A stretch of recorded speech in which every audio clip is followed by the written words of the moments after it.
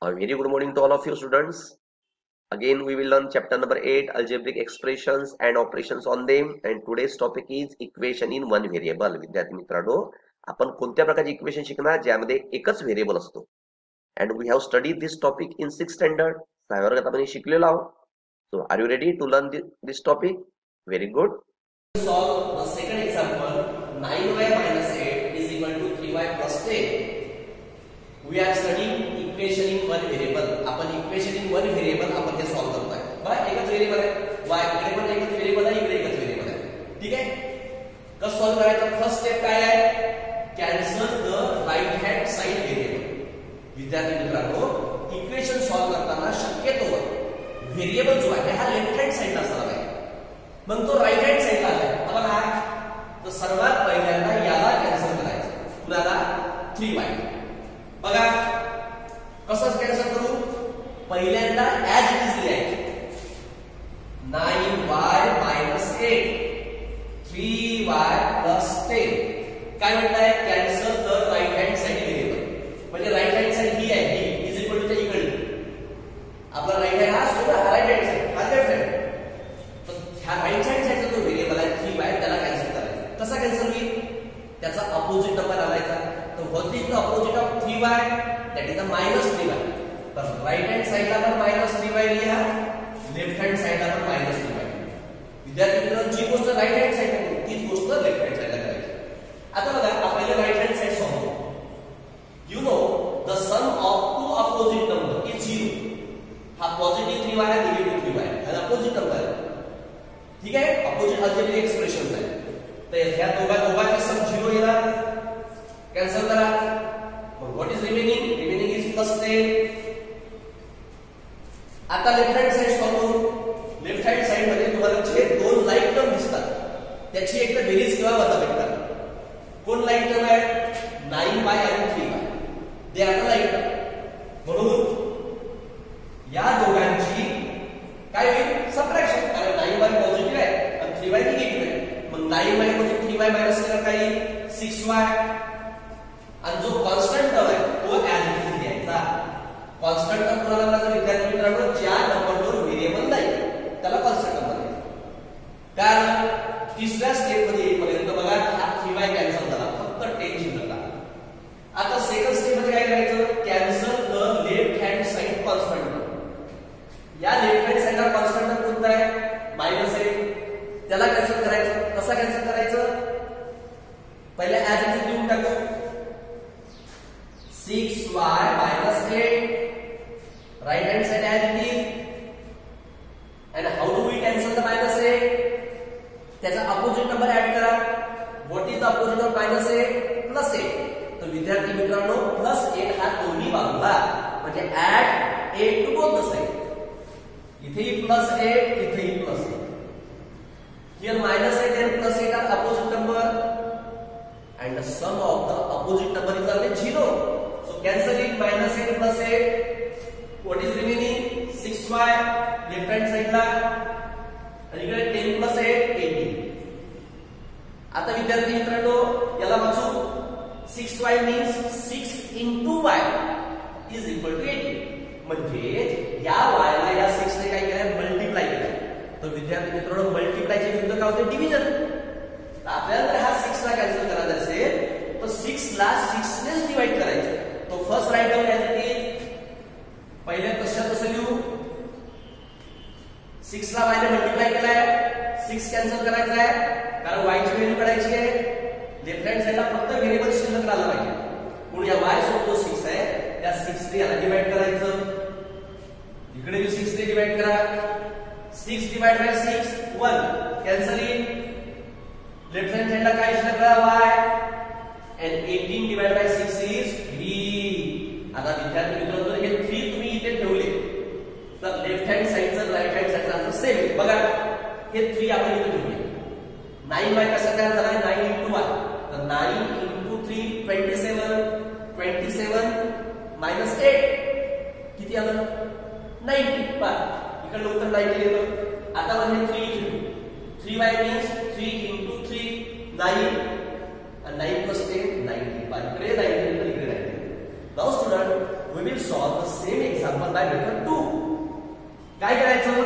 Method 2 मध्ये make the group of like term जेवढा आहे. मग 9y चा लाईक टर्म कोणता आहे? 3y. आणि -8 चा लाईक टर्म कोणता आहे? +8. मग काय करायचं? व्हेरिएबल एका साइडला आणायचे, कॉन्स्टंट टर्म एका साइडला आणायचे. ठीक आहे. आता बघा, हा जो 9y आहे, 9y लेफ्ट हँड साइडला आहे.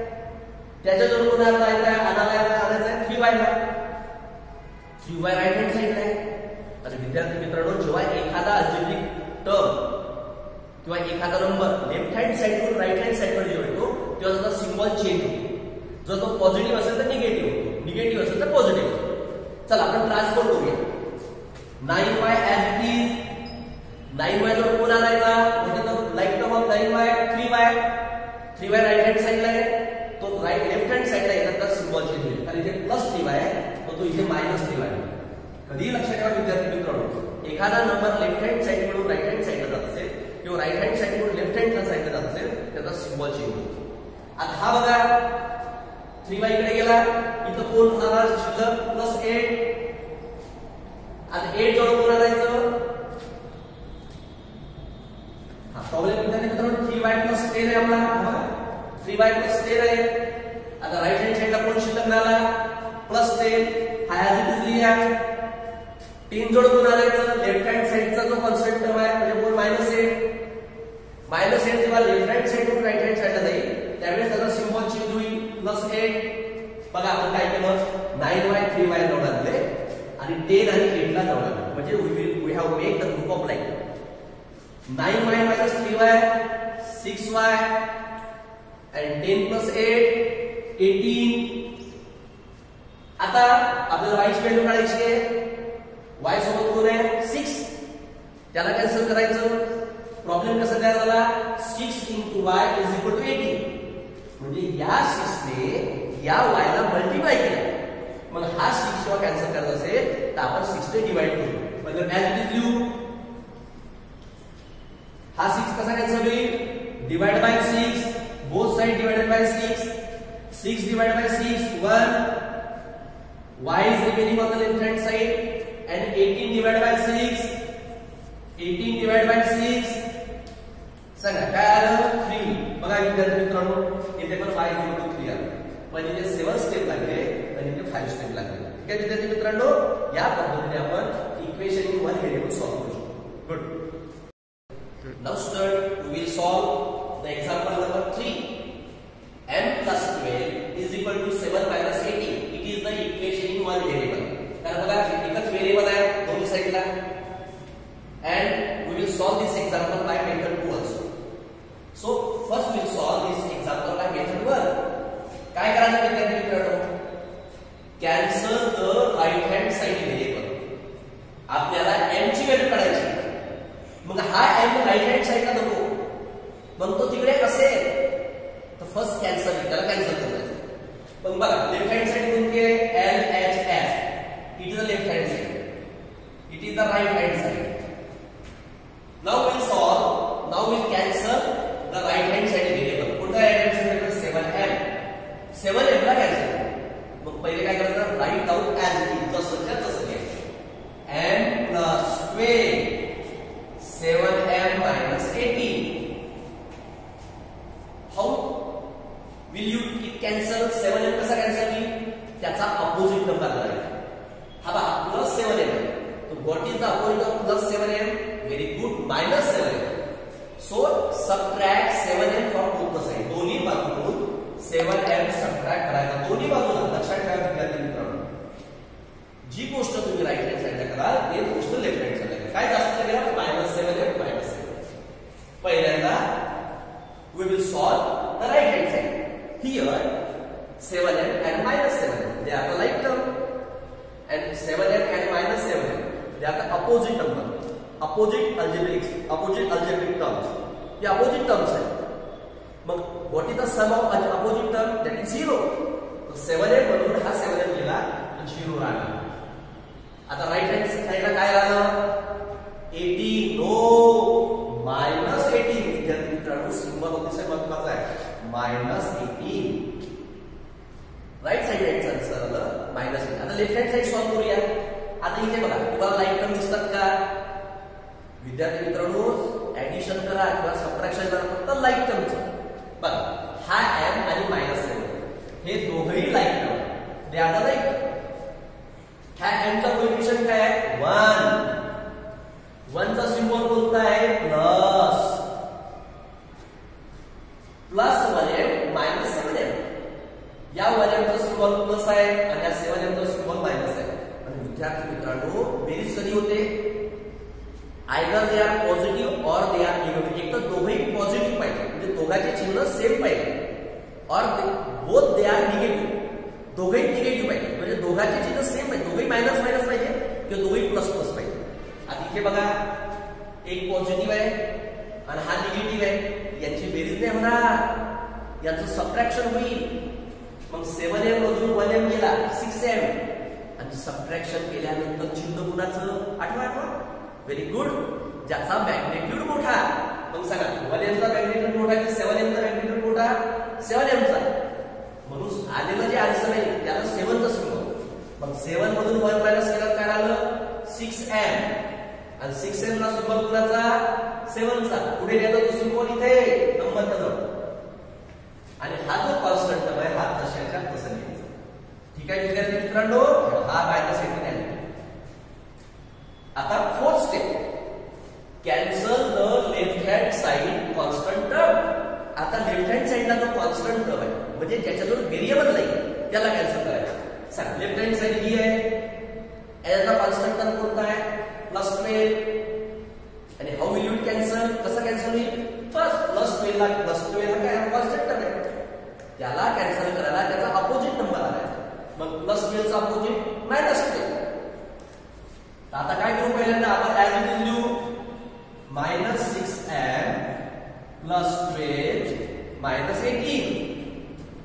+12 कॅन्सल करायचा आहे अपोजिट नंबर +12 चा -12 म्हणजे 12 subtract from both the side. इथे -12 लिहिलेला इथे -12 +12 अपोजिट नंबर आहे 0 येईल and what is remaining -6m. इथे बघा 18 चा सिम्बॉल पण मायनस आहे 12 चा सिम्बॉल पण मायनस आहे. विद्यार्थी मित्रांनो जर सिम्बॉल सेम असेल तर बेरीज करायची. 18 + 12 30 आणि निगेटिव्ह नंबरची बेरीज निगेटिव्हच येते. Sum of negative number is always negative -30. ठीक आहे. आता बघा आपल्याला m ची व्हॅल्यू काढायची आहे आता -6 ला कॅन्सल करावं लागेल. पहिले विचार करा -6 ने m ला काय केलं मल्टिप्लाय. मग आपण डिव्हिजन करायचं उलट करायचं म्हणजे -6 ला कॅन्सल करायचं असेल तर -6 ला -6 ने डिवाइड करायचं. First write down as it is 5 दशकाचा लिहिलं -6 ने m ला मल्टिप्लाय केलं म्हणून आपण -m ला या हा -6 कॅन्सल करण्यासाठी -6 ने डिवाइड करू. इकडे पण -6 ने डिवाइड करू. -6 डिवाइड बाय -6 1 काय राहिलं लेफ्ट हँड साइडला नुसतं m आणि -30 डिवाइड बाय -6. चला 30 ने 6 ला भागा 6 5 = 35. आणि विद्यार्थी मित्रांनो भागाकाराचा नियम बेरजेच्या नियमापेक्षा वेगळे आहे. जर दोन्ही सिम्बॉल निगेटिव्ह असेल तर त्याचा गुणाकार पण पॉझिटिव्ह येतो त्याचा भागाकार पण पॉझिटिव्ह येतो. काय म्हटलं? जर दोन्ही सिम्बॉल निगेटिव्ह असेल तर त्याचा भागाकारी पॉझिटिव्ह आणि गुणाकारी पॉझिटिव्ह आणि म्हणून याचा भागाकार पॉझिटिव्ह येईल. 6 5 = 30. जर हे 5 इकडे ठेवा m ची व्हॅल्यू किती आहे 5 + 12 किती आता 17. इकडे उत्तर 7 येते का बघा. 7n म्हणजे काय 7 * 8. 7 * 5 35 and 35 - 18 कितीला सांगा उत्तर 17. इकडे 17 आला इथे 17. Now will solve the same example by method 2. काय करायचं मेथड 2 मध्ये make the group of like टर्मचे ग्रुप. मग m चा लाईक टर्म कोणता आहे 7 आणि -18 चा लाईक टर्म कोणता आहे +12. मग काय करायचं कॉन्स्टंट टर्म राईट हँड साइडला घ्यायचे आणि जो व्हेरिएबल आहे तो लेफ्ट हँड साइडला घ्यायचा. म्हणजे काय करायचं m चा लाईट टर्म आहे 7m. पण 7m हा राईट हँड साइडला विद्यार्थी मित्रांनो, तर हा 7m जेव्हा left hand right hand side कडून लेफ्ट हँड साइडला येईल त्याचा तर सिम्बॉल चेंज होईल. m हा व्हेरिएबल लेफ्ट हँड साइडला आधीचाच आहे, याच्याजवळ कोण येणार 7m. पण 7m कुठे आहे राईट हँड साइडला, 7m कुठे आहे राईट हँड साइडला. तो जेव्हा लेफ्ट हँड साइडला येईल तेव्हा त्याचा सिम्बॉल चेंज होईल. म्हणजे हा प्लस 7m आहे, इकडे आला तो मायनस 7m झालं. आता हा 7m इकडे गेला, इथे कोण राहिला minus 18. First right down minus 18 आहे. मग मायनस 18 जर इकडून कोण जाईल इकडे, याचा राईट तर हा प्लस 12. हा प्लस 12 जेव्हा लेफ्ट हँड साइड कडून राईट हँड साइडला जातो त्यावेळेस काय होतो, सिम्बॉल चेंज होतो. प्लस 12 चा जेव्हा इकडे जाईल राईट हँड साइडला त्याची ना मायनस 12. चला आन्सर काढू. m चा कोएफिशियंट -7 आहे, ह्या m चा कोएफिशियंट 1 आहे. 1 हा काय आहे, +1 आहे. +1 -7 आहे. बेरीज कधी करायची, दोघेही निगेटिव्ह पाहिजे किंवा दोघेही पॉझिटिव्ह पाहिजे. पण इथे 1 m हा पॉझिटिव्ह आहे आणि 7m हा निगेटिव्ह आहे. याची बेरीज नाही होणार विद्यार्थी मित्रांनो, याचा डिफरन्स निघेल म्हणजे वजाबाकी होईल. मग 7m मध्ये 1m गेला 6 आहे आणि सिम्बॉल कुणाचा नंबर हॅव्हिंग ग्रेटर मॅग्नेट्यूड. या दोघांचे कुणाचा मॅग्नेट्यूड मोठा आहे 7चा. 7चं चिन्ह म्हणजे 7चं चिन्ह -6m. इथे दोघांचे सिम्बॉल सारखे आहे. 18 चा सिम्बॉल मायनस, 12 चा सिम्बॉल मायनस. म्हणजे आधी शिकवलं आहे विद्यार्थी मित्रांनो. बेरीज तेव्हाच होते जेव्हा दोघांचे सिम्बॉल सेम पाहिजे. दोघांचे सिम्बॉल सेम आहे तर बेरीज होईल. आणि निगेटिव्हची बेरीज निगेटिव्ह येते, लक्षात ठेवा. निगेटिव्हची बेरीज निगेटिव्ह -30.